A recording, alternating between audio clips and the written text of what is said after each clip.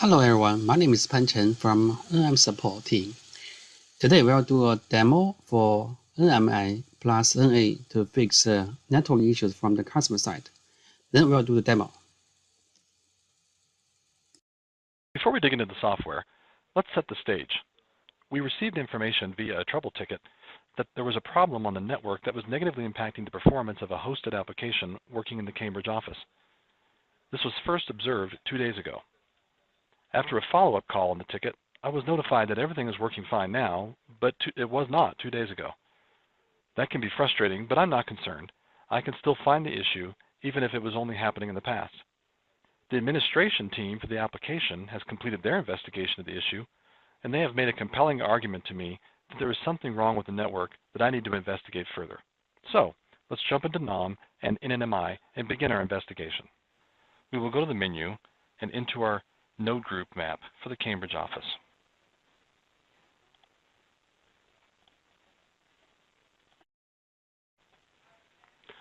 This is a custom topology map for our Cambridge office, which gives a network topology relationship view specific to the branch office. From our ticket, we know that there was a poor response time in using an application in the Cambridge office from an application hosted in the Oxford data center. The device where the issue was observed is BSM910SH, which is visible here.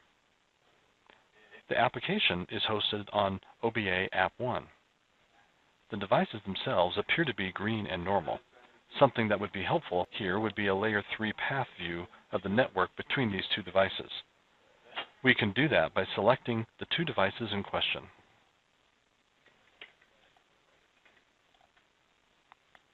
Open the Actions menu, select Maps, and Path View. Now we see the layer 3 network from end to end. This is essentially a graphical representation of a trace route. Immediately, we notice that the Cambridge router is not green, but yellow. I want to investigate this, so I select it. In the context of the node, we see that there is a threshold violation on the interfaces of this router. This is a clue to help us on our troubleshooting journey. Let's get more information on this error. For that, I turn to the node level dashboard.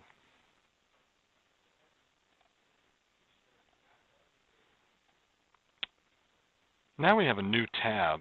These tabs across the top kind of act as breadcrumbs to help us find our way back to where we came from. And I want to expand all my data out here 4 days because this happened 2 days ago. We notice that the first interface is showing a high level of traffic volume, so let's dig in a little further. Now we have gone from a node dashboard to the interface dashboard. We notice under top applications, there's some interesting data there, so let's kind of scroll around here and see what we can find. Oh, what is this? It looks as if BitTorrent traffic is running through this router. Well, let's click on it and open the application dashboard. This is the application dashboard specific to BitTorrent. Here we can see that the source of the BitTorrent application is Oxford Lin 1. And looking at the top destinations, we note that Cambridge Lin 1 is the primary destination. This tells us that the offending BitTorrent traffic is primarily between these two nodes. Well, I'm now pretty confident I've found a significant clue. Next, I'd like to take a step backward and see how these two nodes are connected to each other on the network and how they may be impacting the performance of the Oxford router. To do that, I will need to click on the Cambridge Lin 1 to open the node dashboard. From this dashboard, let's see if we can figure out how the BitTorrent running on this node is impacting the performance of the Oxford router.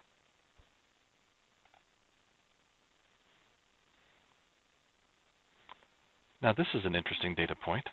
It appears that this interface was 67% unavailable during the time of the reported issue for the business application. This is consistent with what was reported in the ticket. Let's look into this interface and how it was connected to the network.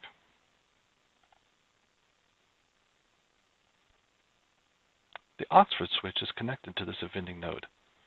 By hovering over the interface, we now know the switch port they are connected on. The switch is green, so it appears to be operating normally now, but I'm very curious to know how it connects to the impacted router.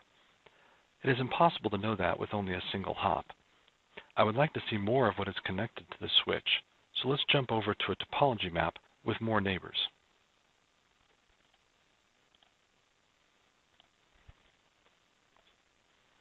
Okay, but now I want more hops.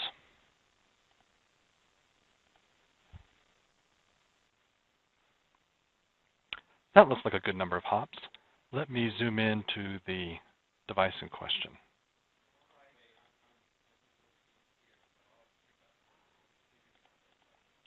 Now we can see how this is impacting the network.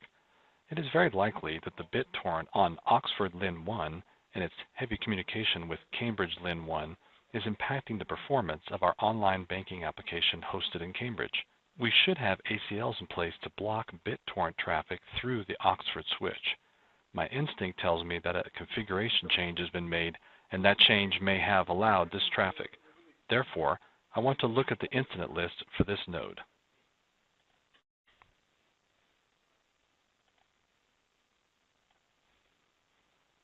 Now we see the incidents, and the first incident gets my attention. Let's open an all incidents view to get more specifics.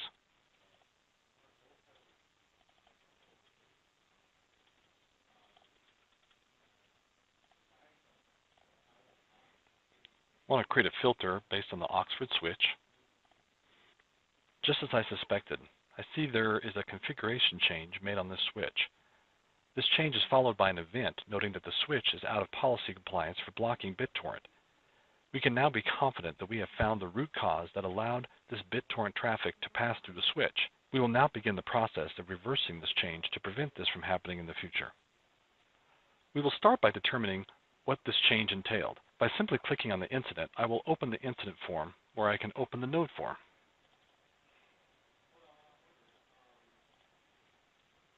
From this form, I can easily cross-launch over to Network Automation and view the differences in configuration as the latest configuration change.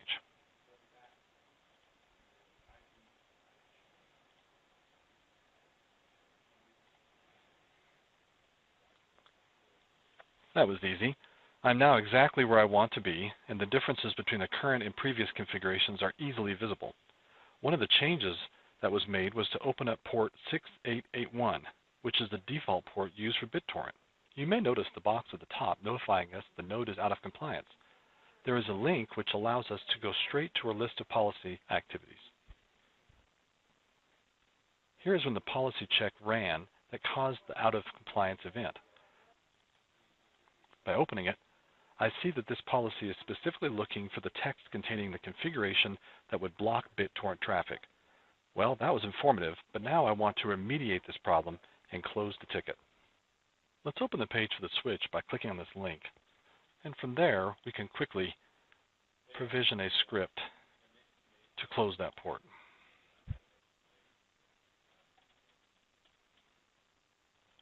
We already have a command script defined for this purpose.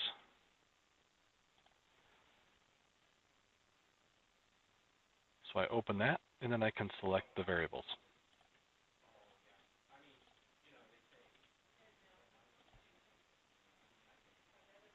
Save it, and it runs. The change was successful. Let's go back to Network Node Manager and see if everything is back to normal. We'll open our topology map again. And from here, I can select the router and poll it for status. Refresh the topology. Fantastic, the router is now green. The BitTorrent port has been closed, and now I can close the ticket, having found the root cause, remediated the issue, and returned the status of the router to normal. And with that, we conclude our demonstration.